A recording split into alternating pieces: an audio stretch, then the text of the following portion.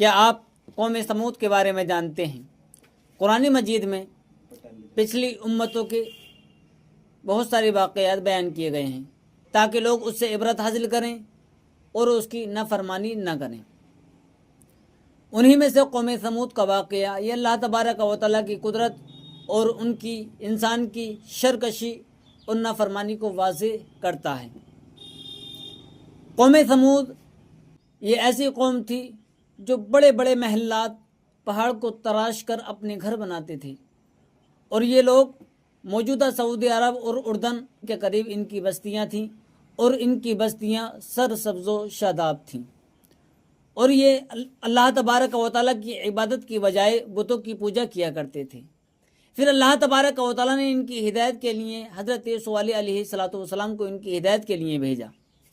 حضرت صالح علیہ السلام نے کہا کہ تمہیں اللہ تبارک و تعالیٰ نے اپنی عبادت کے لیے پیدا کرا ہے، تم اللہ تبارک و تعالیٰ کی عبادت کرو، اس کے علاوہ کوئی تمہارا معبود نہیں، تم اسی کی عبادت کرو۔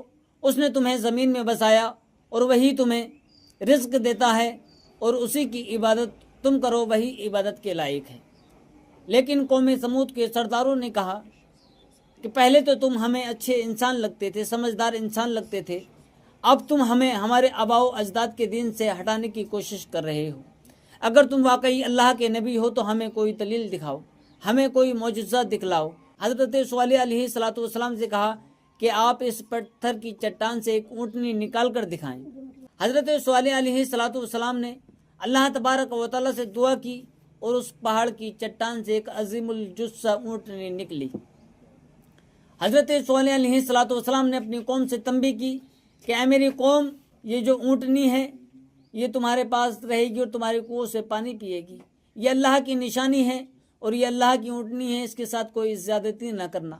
لیکن قوم کے سرداروں نے اس اونٹنی کو قتل کرنے کا منصوبہ بنایا، اور ایک بد فعل آدمی اس اونٹنی کو قتل کر دیتا ہے۔ پھر حضرت صالح علیہ السلام نے کہا کہ اللہ تبارک و تعالیٰ کا 3 دن کے بعد آپ پر عذاب آ جائے گا۔ انہوں نے کہا کہاں ہے؟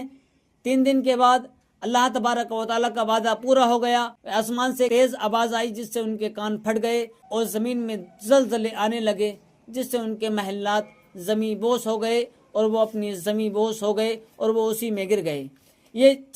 یہ واقعہ ہمیں سکھاتا ہے کہ اللہ تبارک و تعالیٰ کی فرما برداری کریں گے تو آپ ہلاکت سے محفوظ رہیں گے، کیونکہ جو لوگ حضرت صالح علیہ السلام پر ایمان لے آئے تھے وہ اللہ تبارک و تعالیٰ کی ہلاکت سے بچ گئے، اور جنہوں نے شرکشی کی، جنہوں نے اللہ تبارک و تعالیٰ کی ہدایت کو